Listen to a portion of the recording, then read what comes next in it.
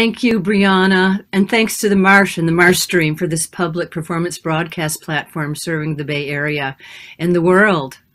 A good evening to all. Welcome to Solo Arts Heal. I'm Gail Schickley, and tonight we welcome dance theater artist and choreographer Ara Fitzgerald in her performance, The Invisible Circus of the Present Tense, and in a special episode tonight where the focus is on the healing of our body politic and beyond. We are, after all, in a global world and in a time in history when we may best take a look at ourselves and our relations with the world. How we take care of ourselves and how we treat one another and how we treat the earth is indeed all connected. Ara's story is unique to Solo Arts Heal, and yet one to which we all pay attention as she rematerializes at the Marsh as the ghost of P.T. Barnum, who escapes heaven, a no-smoking zone, to enjoy an earthly cigar and help us with his timeless rules of the old circus that just might help us heal the pandemonium we live in today. To set this up, we're going to begin with a special treat, Ara's Petrakucha presentation that shows us just how these ideas formed and percolated to the present tense. So if you would cue it up, please, Peter. This piece is titled Vaudeville, Barnum, and Modern Dance. It lasts 6 minutes, 40 seconds, and I will see you right after.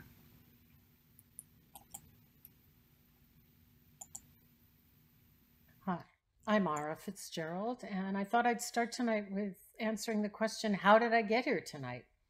This September 2019, I went to the Barnum Museum to hear Robert Wilson discuss his insightful book, Barnum, An American Life. I met storytellers, took the Petrakucha challenge, and circled back to Bridgeport. My story concerns the crooked and circular path of the creative process, generational flow, and visitations by the ghost of P.T. Barnum. Like most children, I wanted to run away and join the circus. And this is particularly true for children like me raised in Connecticut, home to P.T. Barnum, Prince of Humbugs and King of Bringing Joy to Children. But my family was a circus. I'm still shocked by this picture of my grandmother. I made the drawing on the right. At 20, divorced with a small child, an 8th grade education, and impoverished except for the gifts and grit of playing wicked stride piano, Corinne, like P.T. Barnum, turned to show business to survive. Corinne left her young son with her mother, Ara, and went on the road with a vaudeville troupe. Here she is, on the left. On the right is Harry Lewis, her very own P.T. Barnum, who ran the show.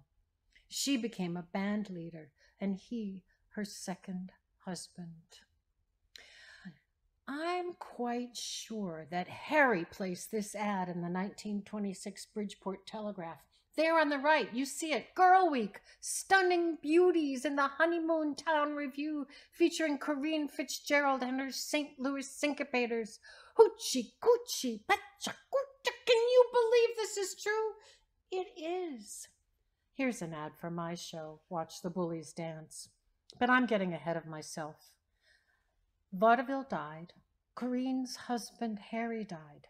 She went to Red Bank, New Jersey with her troupe to wait out talkies and get back on the road. Then her mother, Ara, died, and her son, Warren, my dad, came to live with her. Her unlikely boyfriend, Jake Butler, Harvard-educated lawyer, tamed my dad, sent him to Wesleyan years before their 45-year-long marriage. Jake said he got the show out of trouble in 1927 and never forgot her.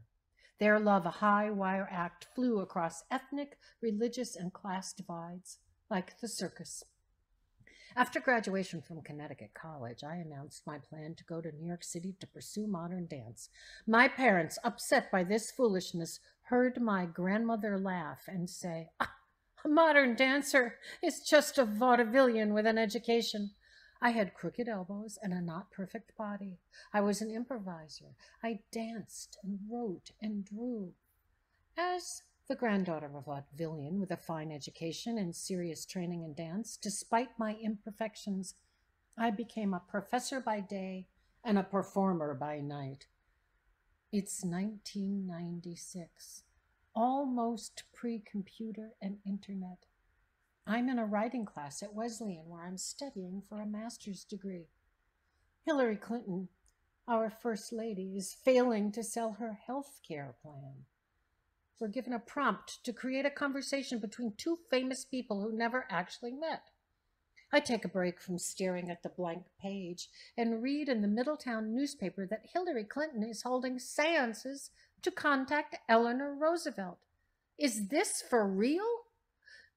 Suddenly, the ghost of P.T. Barnum bellows at me that he must instruct Hillary on how to deal with the circus that is politics. She must set her act. She can't be a snake charmer and a trapeze artist at the same time. Let us see her soul, learn from Eleanor, speak from her heart. The class loves it and suggests I perform it in public. But I'm an exhausted mother of two wonderful sons and a full-time job with survival issues. The script goes in a drawer. My kids and I go to the circus. Cut to the summer of 2016. Hillary is running for president, and the ghost of PT visits me once again. Trust me, I'm not crazy. PT is upset that heaven is a no-smoking zone and outraged that he's being compared to candidate Donald Trump. Because monster that he sometimes was, PT had principles. He will emerge through a puff of his own cigar smoke. What? 20 years later, you want me to play you as you emerge from a puff of your own cigar smoke to defend your name and the basic principles of showmanship and ethics in politics? It's a challenge to meet Barnum in all his complexity. There is something of a freaky sideshow in the humbug of a not young woman playing this larger-than-life man, speaking to our better selves while entertaining us as a ghost. Barnum says, governing is not showbiz, it's real life. Trust, not fear. That is the art of the showman. We the people, we the people, we the people hold these truths. Our America, the greatest show on earth. Poof! Now, he tells me, we are entertaining him with our kaleidoscopes of lying madness. He proposes a section called Erect Peace. The problem with peace is that it's boring. As a showman, he can teach us how to come with passion to erect peace. He lived through the Civil War. We don't want to do this. Who knew that common sense could be so complicated? This man, who as mayor brought gas lamps to the streets of Bridgeport and so much joy to children, wants us to know that we the people, we the people, we the people hold their lives in our hands. Thank you.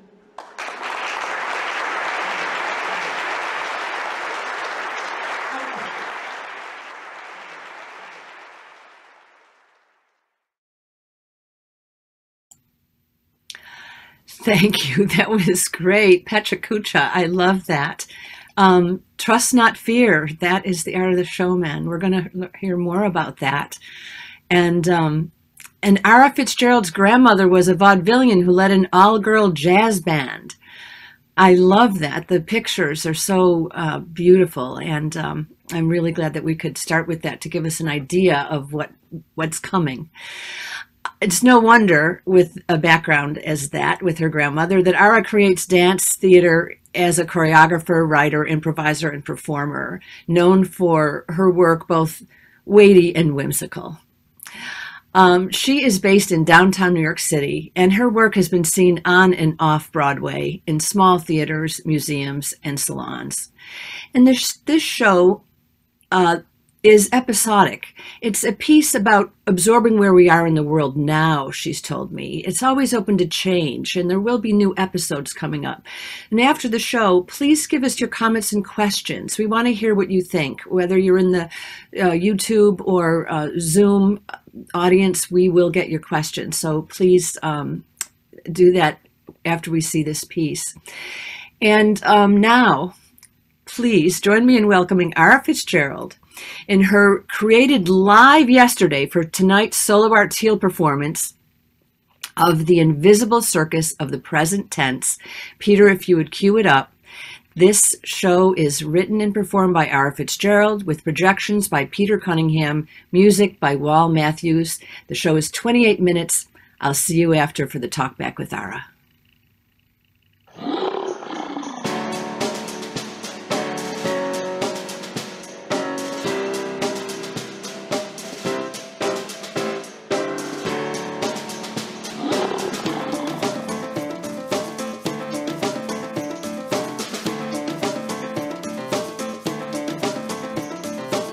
Come one, come all. Oh, there you are. It's so wonderful to be back here with you, wherever you are, and whoever you are. Allow me to introduce myself. I'm me, also known as the Ghost of P.T. Barnum. I was a 19th century circus impresario, bizarre, and most famous person in the world. At your service. Oh, I nearly forgot. I don't think you can see me yet. Watch carefully while I emerge from a puff of my own cigar smoke. That's P as in present. T as in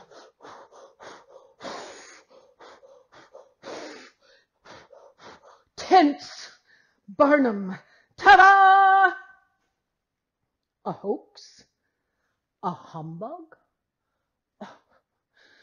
Turns out heaven is still a no smoking zone. And on top of that, it's a no lying zone. At first I hated that even more than the no smoking. Oh, forgive me, I almost forgot. My pronouns are me, and oh, you, enough about me. This is about you. You and you. May I remind you that each and every one of you is a pre-ghost. That's right. Ghost is your pre-existing condition. Not mine. At least I have that. And striped pants, an American bow tie, and an age-appropriate top hat. May you be living.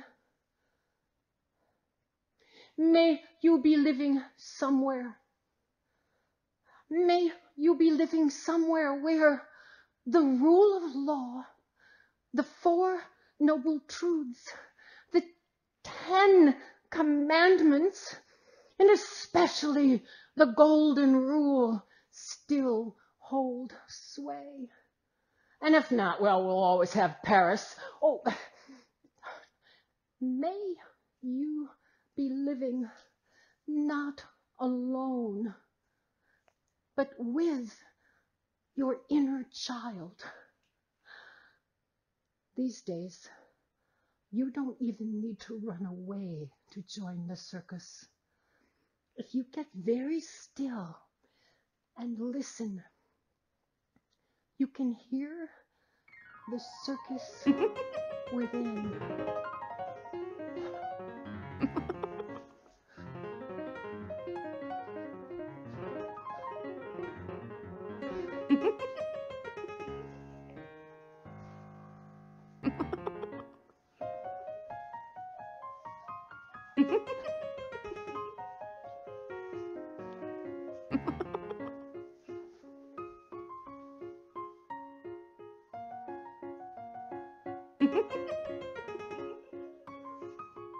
Come one, come all, to P.T. P.T. Barnum's invisible circus of the present tense.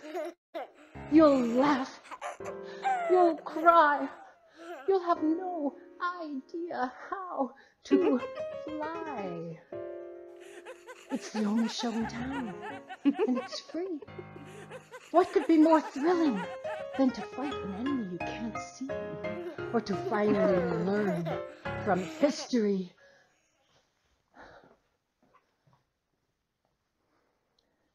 We are prone to amnesia, to forget the hard parts, the horrific parts. So I will share a little recent history with you that changed me, the great P.T. April Fool's Day, 2020. I swooped down to check out the Big Apple, New York City, just like oh, what? Oh, there are circus tents, but there's no circus. The streets are empty. They left the circus tents behind. What's going on? What's going on? What am I seeing? Oh, these tents are going to be hospitals. Not since the Civil War have I seen hospitals in Central Park. I'm speechless. I never thought I would be speechless.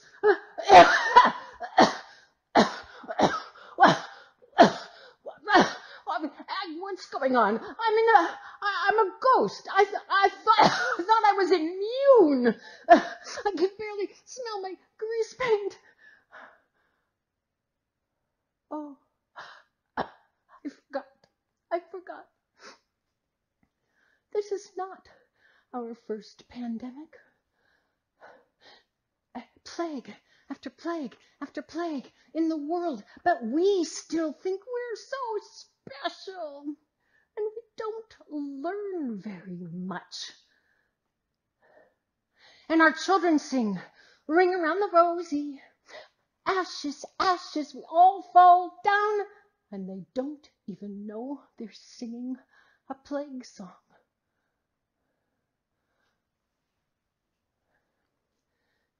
Let's begin again. Come one, come all, to the invisible circus of the present tense. You'll laugh, you'll cry, you'll have no idea how to fly. It's the only game in town, and it's free.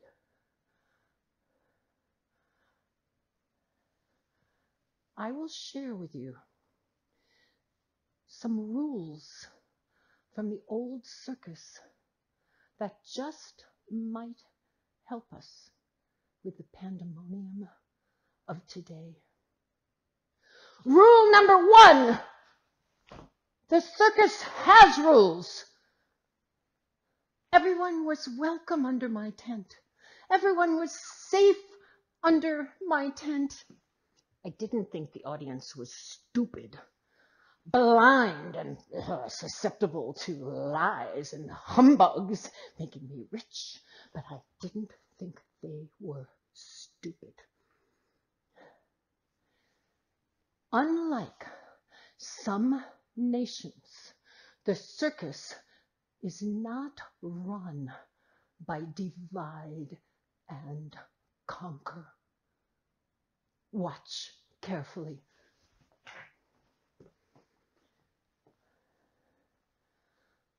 The underpinning of magic is truth.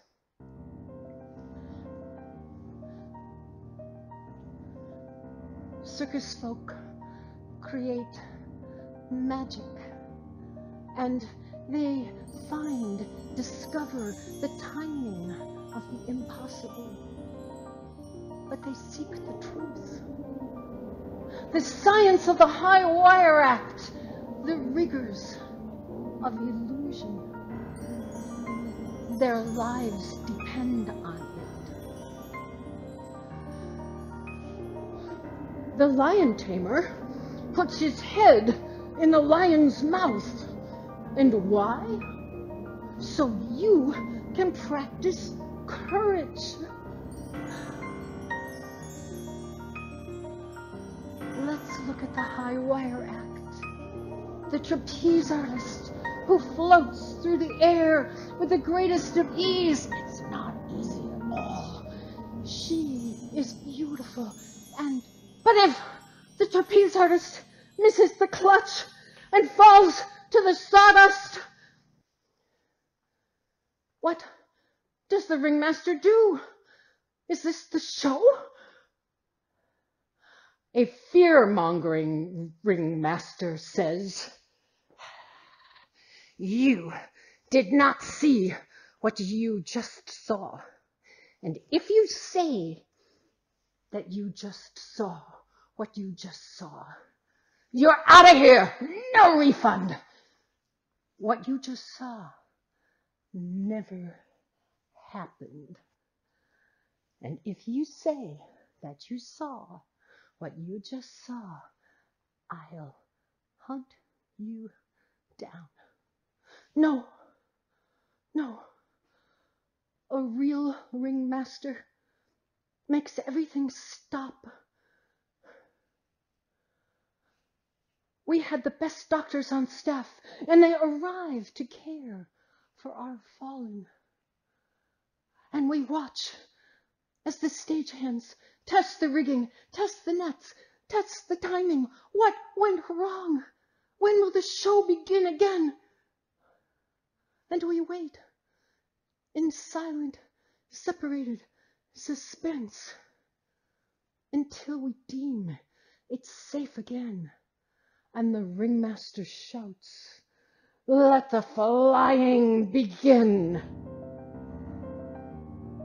And those of us who waited in silent, separated suspense explode in laughter and joy at the spine-tingling terror of the present tense.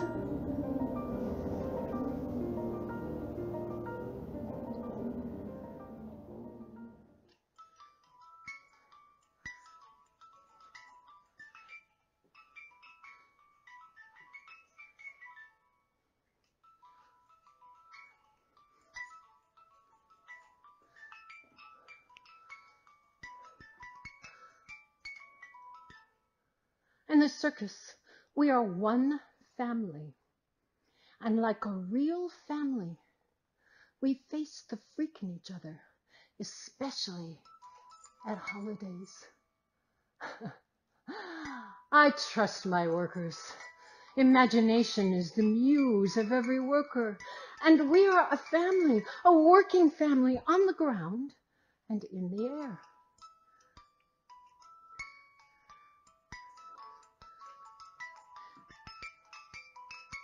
If my workers thrive, the circus survives. Rule number 3.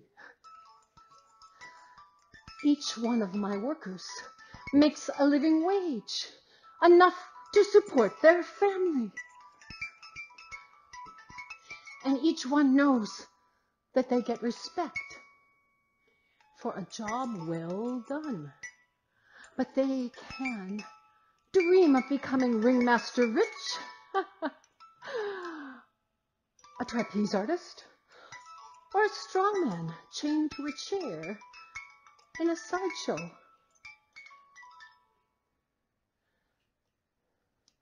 Together, we walk the tightrope of our lives. Together we thrive. Together we thrive and survive. The circus respects the laws of balance.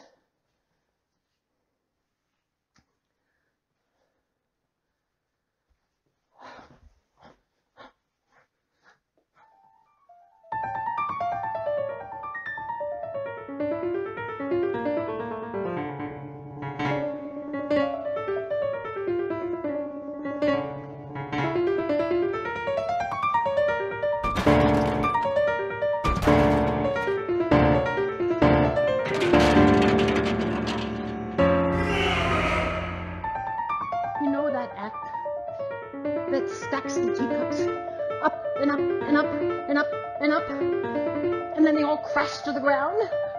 And we're delighted and disappointed. It stacks them up and up and up and up and up and up. Oh, and then they wobble. They wobble. And we are delighted because we watch accumulation of excess, rebalance.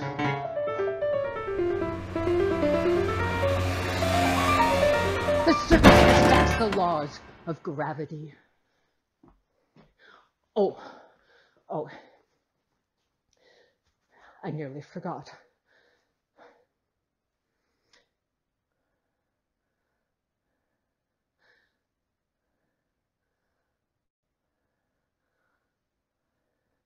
Stuck at home? Lucky enough to have a home? And then stuck at home?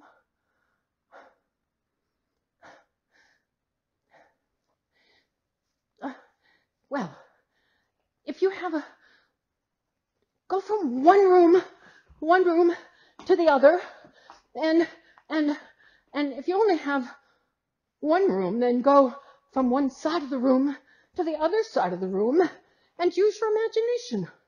Pretend you went to Paris. I know you're stir crazy, but you can pretend. Pretend you were at your favorite beach or your favorite mountaintop. Stir crazy. Mm-hmm. Well, we make a meal with what we have, and when we have, we share it.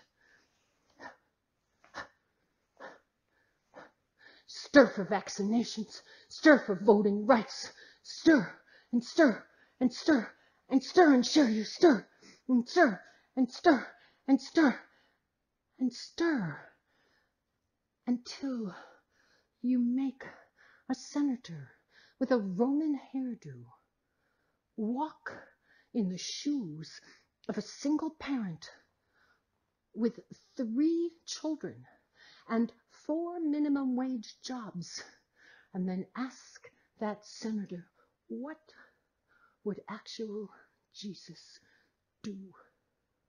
As you stir your soup and share it, as you stir in the 3-ring kitchens of your kindness, I begin to smell my grease paint in the present tense. What good is it to be speechless and afraid? It's the vacuum of terror into which fascists scream. If you haven't figured it out yet, this is a redemption story for me and for you. Dare I hope?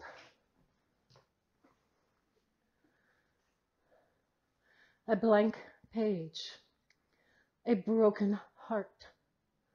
The blank page of a broken heart asks for poetry.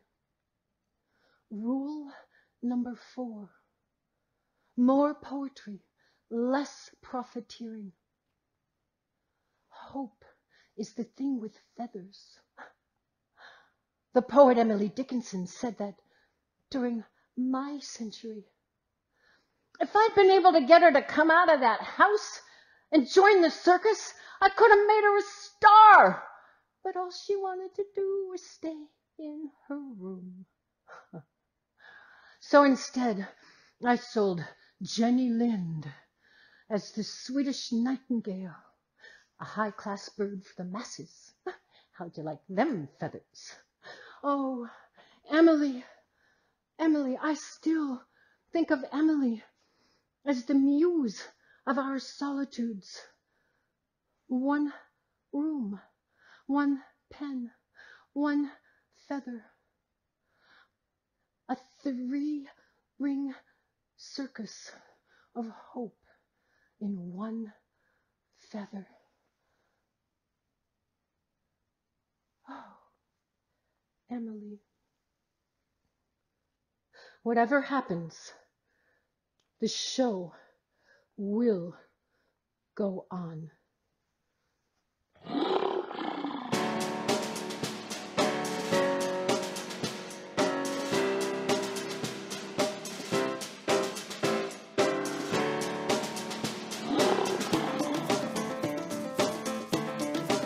Hey, whoa! Pull up a chair. Buy that extra bag of popcorn. Yeah, or make one at home. It's time for a little fireside chat. Rule number 5. There is no show without an audience. It turns out that you are in my show as much as I am in your show. How is that for a little golden rule conundrum? I'm bearing witness to you, and I watch you. And as I watch you, I grow in empathy. As I watch you create a scene and deny a scene. Create history and deny history. Create equality and deny equality. Create science and deny science. Create love and deny love. Create peace and deny peace. Create war and deny war. Create compassion and deny compassion. Create extinction and deny extinction.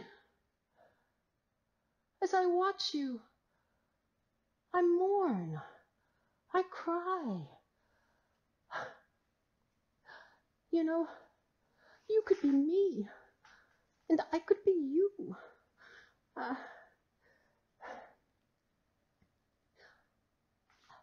Make a better ending.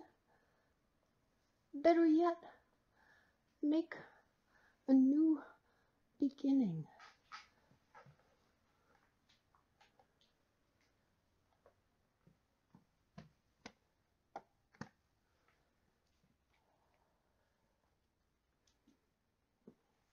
The Tattooed Man!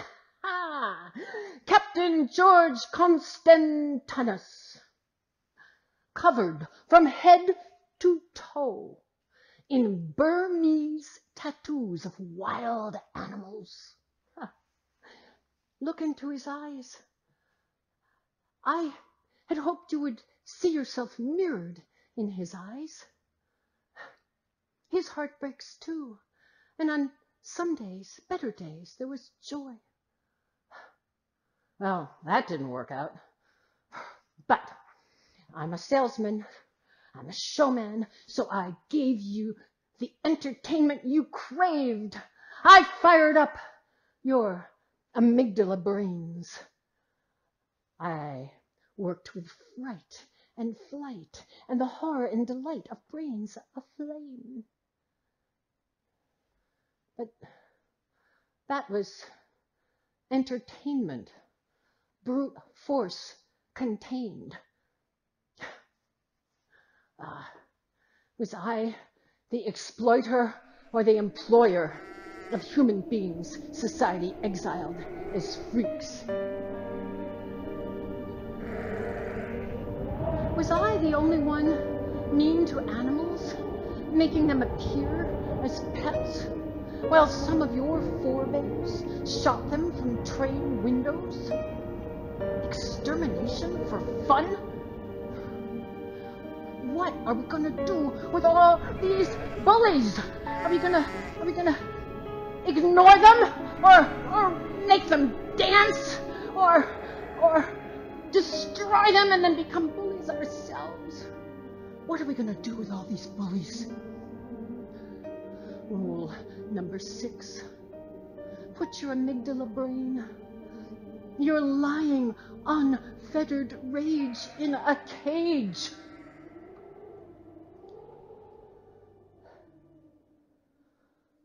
Who will you be in the context of your history? What will you be proud of 7 generations from now? What will be the climate What will be the climate of our survival? Oh, I see you. Oh, and you, and you, and you. Oh, you constitute a body. Oh, how lucky you are to constitute a body, a living, a living body. Oh, and be here. Oh, turns out all men are created people like me, the ghost of a flawed man. What do I miss most as a ghost? You. Oh, pay attention. America, the greatest show on earth, has an autoimmune disease, a condition in which the body mistakes its own tissues as foreign and attacks itself. In the circus of a democracy, if the lie survives at the cellular level, the body politic dies. So each and every one of you is called to be a cellular ringmaster, to stop the tearing apart. If the lies are removed, the truth appears like magic. Rule number 7. The golden rule. There is no other. We are each other.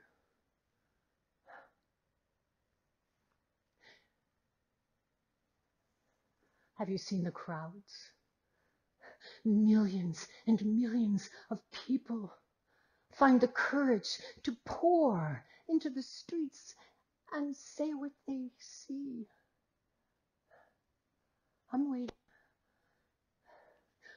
waiting for you to bear witness and decide what to do.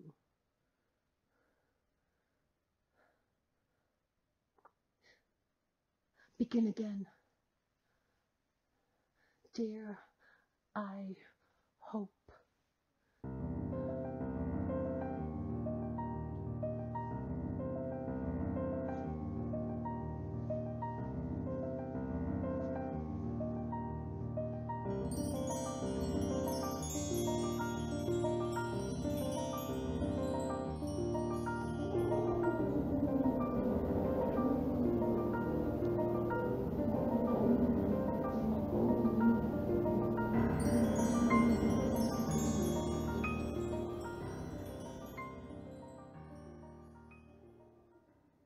Beautiful, wonderful. Thank you. Ladies and gentlemen, welcome Ara Fitzgerald. And I see Peter there as well. We'll speak to you in a moment as well. Ara, thank you for this beautiful presentation, and thank you for making this special performance. It is so beautiful. Your poetry, your lyrical narrative, and your dance-like performance itself, and the colors, the images, it's all very powerful, at times funny and poignant, and with spot-on observations and directives. Thank you. Absolutely. There's so much here to talk about. Before we get into a greater conversation, let me just take a quick moment to remind our audience about our tip jar. The link is found in the chat, and funds are still greatly needed to support the Marsh and the Marsh Stream. So no donation amount is too small or too great, and we're so grateful to you for your support. And I remind the audience too, please post comments or any questions you may have on Zoom or YouTube, and it'll get to us. So please do let us hear from you. So Ara, you have been working on this piece, and it is morphed over time. Tell us about how it's changed over time, how it first started and how it's changed over time.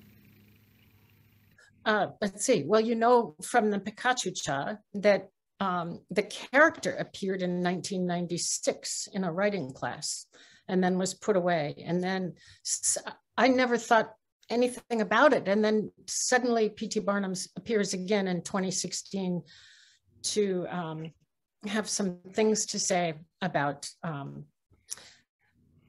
the show business of politics and to defend his name because he felt that he had principles, even though he's a very controversial figure and a difficult person in many ways to absorb. But it keeps going on. And then I thought after the election, I thought he was disappeared. And then he came back during the pandemic and said he wanted to do the invisible circus of the present tense. So I don't know where these things come from exactly. He did do vote spots at one point for the last election, and he really thought he made a difference. You know? So, I think he did. I don't know what's next. You know? It's so wonderful that how this character came to you and the whole background of the story. I'm so glad that you perform this because, you know, your background as a dancer and performer, it's just so beautiful. And the music also is lovely. And also want to say something about Peter Cunningham, because I know he is the photographer that has done these images and put so much together for you. Peter, lovely to see you. Hello, thank you. We want to post both your website as well as ours website in the chat so people can. Matthews also. Pardon? Wal Matthews' website also. Wal did the music. Yes, pardon me. Absolutely. And his website, all three will be posted in the chat by Brianna, our wonderful producer. And Peter, while you are on camera here for a bit, tell us, because I know that the two of you work with Zen peacemakers, and whose mission is to support, inspire, train, and mobilize a worldwide movement of members and affiliates conducting humanitarian, peace-building, and social and civic action based on Zen peacemakers' tenets of bearing witness and taking action. So tell us what you just did, because I know you have done relief to Ukraine, and that was something that just happened yesterday. I think there was an event. But tell us about this. Let's see, briefly. Yeah, I studied and traveled with this guy, Bernie Glassman, for 30 or 40 years. And one of his brainchilds was that he thought it would be good for Zen students to go to Auschwitz-Birkenau and sit in November cold for a week. So we've been doing that for 25 years. So consequently, we have a lot of Polish friends, close Polish friends. And I managed to set up a meeting with the American peacemakers and Arena, who's I knew as a baby, and is now running in the basement of the Warsaw Museum of Modern Art, is running a small relief agency taking various military kinds of bandages to 2 hospitals in Ukraine. It's very dangerous delivery work. So we were trying to brainstorm about how to help from this side. I just one story maybe that you don't see in the news. She said that she's been resettling some families, and that she told about one particular group of 3 women who were given 3 rooms in a big house. This was 4 days ago, and they've all just stayed in one room and not come out for those 4 days. And that story really struck me, because what we see on television, we see people, quite articulate people leaving and so forth, but we don't really see the trauma. We don't see the trauma of somebody who's locked in their room and can't come out. And it occurs to me that all of us here over the coming years will be able to, we'll have encounters with Ukrainians who have been through this, and we'll do well to listen to their stories and bear witness to the trauma they've been through. I think that will be a healing act that our whole community can contribute. Absolutely. There's so much concerning, and there's so much more we could talk about with this, but I'm grateful that you shared this with us, and also this is just a wonderful mission that you've done. So I applaud you, and both of you with working with Zen Peacemakers. I'm very glad to know about it. Brianna has posted it in the chat as well, so people can look that up and see the good work that is being done. So thank you. The artistry of this overall piece is so beautiful too. The two of you working together and along again with Wal, the composer, is just remarkable. It's a visual treat to see it all, and you perform it so beautifully. And I think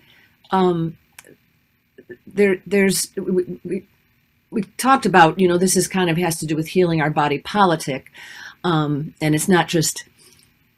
It's a global situation we have now. We can't just only look at what our body politic is in this country, but of course that's where we are involved and hopefully can continue to have a good democracy that can go on. But the idea of, we the people and the togetherness and working together, there are ways that we just need to look at healing ourselves first. Is that right? We talked about this a little bit with all the different, the Zen group and other teachers such as Jack Kornfield at Spirit Rock and Tara Brach, the Radical Compassion Institute, Deepak Chopra, Eckhart Tolle, people that are helping us learn that it starts here and that we are one family. Well said. I love your rules, especially, number 7, you say the golden rule. There is no other. We are each other. Yeah. And that is true. I think of Mary Oliver's poem, we are each other's destiny. We sink or swim together, basically. And I like the alliteration. You also talked about, I grow in empathy as you create a scene, deny a scene, create science, deny science. Tell us your thoughts about that passage.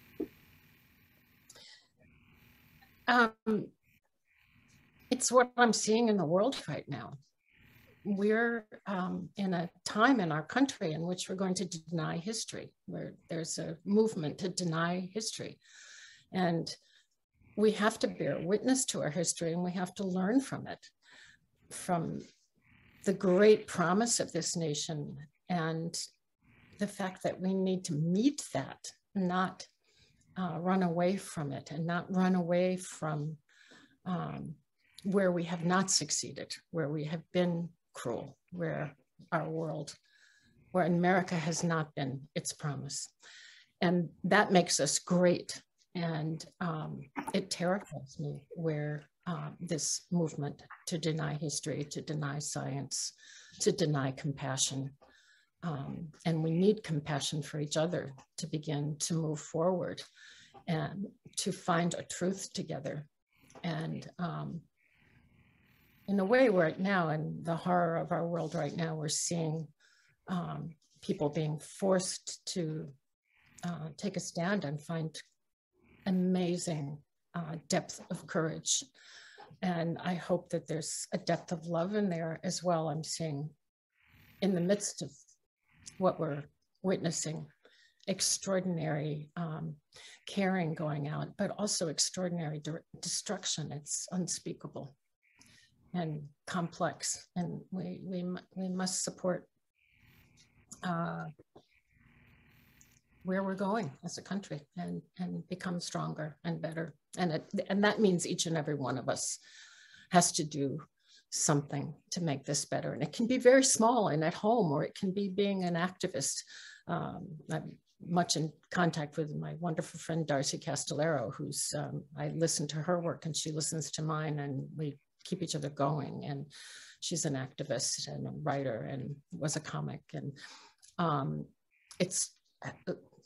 it can be small, it can be within your own family, it can be in your community, but we have to do something. Everybody does. Yeah. I much agree. We all need to take action, and we all are a part of, the human family, and how we work together, and also how we work with our human family and animals as well. So and the compassion starts with ourselves. That's something that, I have thought about a lot, because, you need to have compassion for yourself first. Just, as we said, it starts within us. And as we see chaos unfold around us, how are we going to handle it? How are we going to be with other people? How can we survive if we are not looking at these golden rules? And really, something that you said about that P.T. Barnum says, I hope that you're not alone. I hope that you have, the golden rule or the 10 commandments, or, any other number of good tenets that we need to live by, that are good to live by. Do unto others as they would do unto you is probably the most common in every religion around the world, said it may be a little differently, but that's the main message, I think. Let's hope we can live with that, and what you're forwarding is very helpful to help inspire people, and in an artistic way. Art heals. It really does heal. And I also know that you are, besides you talking about, I mentioned some meditation and sources and so on, but there's certain reports out there that have been giving us perspectives and suggestions for action, such as the Hubble report, I think was one you had mentioned to me. The Friday, I think there's a group, the Friday group or something. A small group, the Friday Action Group, and there are groups like this all throughout the country, but this is a local one, and raising money for local elections. And I see. Very good. Well, that's a huge thing. I worked for years with the League of Women Voters. I still do somewhat, and voting is the number one priority. That's what we're working on, getting people out. Yes, getting people out to vote. Keep our post office open. Ara, you do so much. You're an improviser, and you've been an educator. You went to Connecticut College and then got your MA at Wesleyan, and you served as director of dance and theater at College. Manhattanville College. It was the dance and theater department together. Yeah. And I was the associate director for many years, and then the director. Yeah. And had amazing colleagues there. Michael Posnick was my colleague when he was the director, and I was the associate director. Brilliant man. Yeah. Wonderful. And tell us what you're working on now.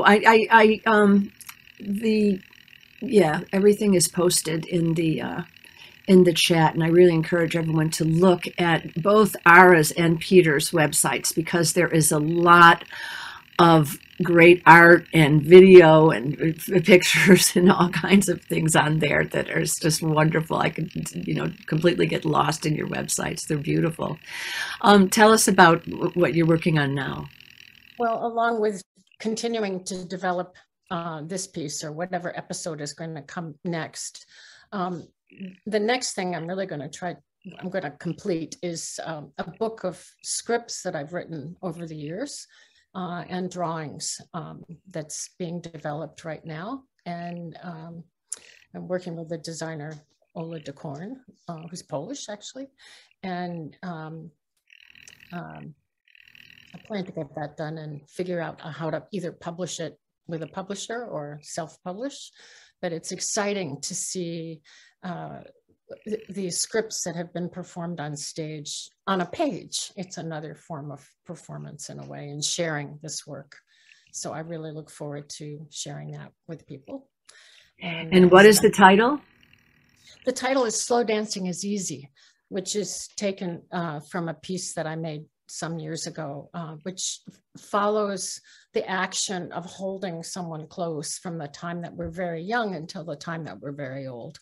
And the title for it was inspired by one of my children. I have two sons, and my older son, when he was 14, he's now a writer, actually, a really fine writer and teacher. When he was and what is his name? Jake Appelman is his name. And when he was away at camp, he sent me a postcard that said, you know, the food is lousy, and I miss you, and see you soon, and baseball's great. And at the end, it said, P.S. slow dancing is easy. And I thought, oh, that is the title of something. So he inspired that. And my younger son, Hale Appelman, is an actor on TV and on stage, who's been giving me notes since I was 11. Since he was 11. Good for him. Good for him. How lucky you. I'm now really listening. Now I'm really listening. We learn from our children. That is definitely true. And I will make another piece soon, I hope, with my friend Martha Moore, who lives in Paris, who we've been doing Zoom projects together. And I met Martha in the same organization where I met Wall way back in the 1970s, which was called the Entourage Music and Theater Ensemble, which was beautiful musicians and dancers improvising with them. And Wall and I went on to make a piece that was based in Yeats's Crazy Jane poems called Words for Music, perhaps, which we did in the 1980s, and then put it away for a while. We were raising families and teaching and working and doing all these things. And then we revived it in 2015 at the Dance Place in Washington, D.C., finally feeling like we were old enough to really understand something more about what Yeats was saying about the body and the spirit and love and loss. And so we did do that. I hope to go back to that and finally make a film with it or something, you know, or put it up on the stage again with Wall. Oh, beautiful.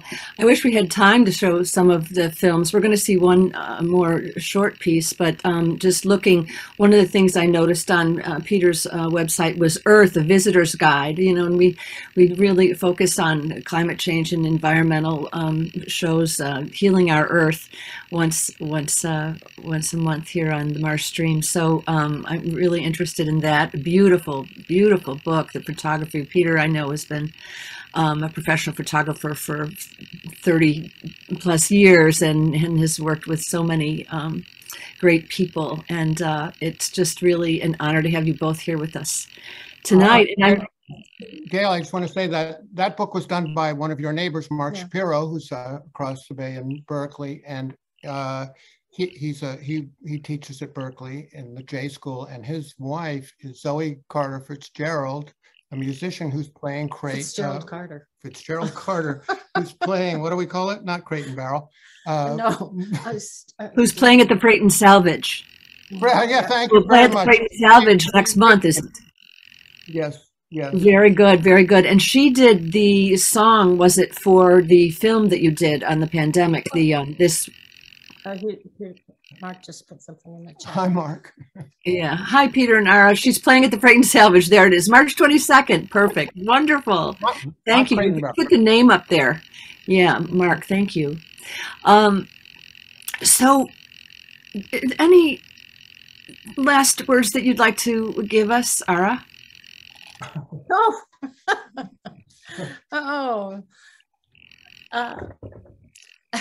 kind of said it all. Oh, wow. Just do whatever you can do to support each other and each other in America and each other in the world right now, and make more poetry, less profiteering, and find joy whenever you can every day. We're being pummeled right now. So there's beauty all around us. At one point, PT ended this piece with a quote that I had read in the Hubble report, actually, from a Tang Dynasty poet, Du Fu, who said the country is falling apart, it's in ruins, but the mountains and the rivers are still here. And I realized that our mountains and rivers are, as a title of one of Peter's books is, disappearing before our eyes, are disappearing before our eyes. But we need to access joy so that we can find our way to have the courage to make change. So I think that's really important. That's really important. Thank you. That's a beautiful way to end. And actually, we have a couple of ends, because we are going to see one more piece. And Brianna, I think you're going to play this, Dancing with Trees, and I'll be back to announce next week's guest. Brianna? I got it. Oh, you have it. Very, very good. Thank you.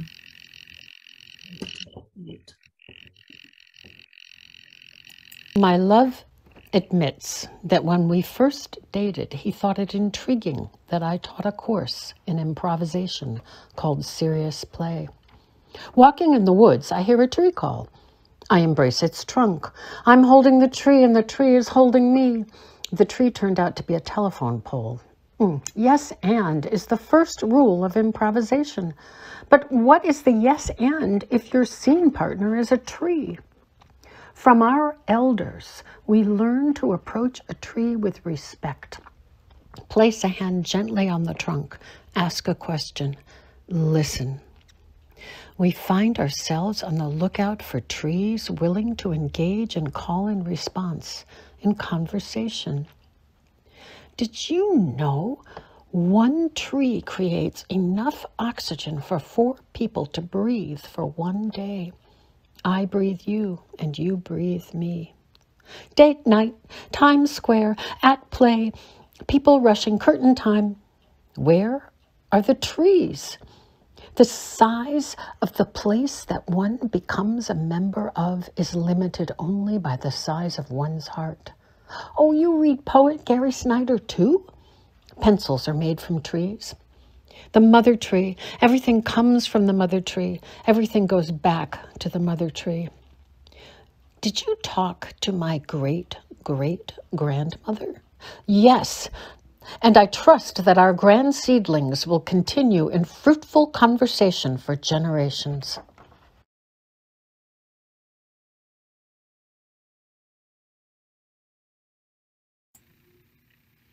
Thank you again. Beautiful. I love that. Thank you for sharing that with us. So I'd like to say a very special thank you to Ara Fitzgerald for her performance tonight, The Invisible Circus of the Present Tense. Such a beautiful artistic work, inspiring action as we all struggle to grapple with the world today and the healing of ourselves and our planet. Look for more about Ara, and thank you also to Peter Cunningham, and look for Peter on their websites and on the Marsh Stream YouTube platform at themarsh.org. Next week, please join us when ANCAN founder Rick Davis will feature New York City-based actor and writer Twinkle Burke, who will share how she used her craft of acting to sustain herself through misfortune. Compelling stories by amazing artists. Join us. Thanks to Marsh Stream producers Brianna Caver, General Manager David Harada, Artistic Director Stephanie Weisman, and to our Zoom and YouTube audiences. See you next time. Thank you.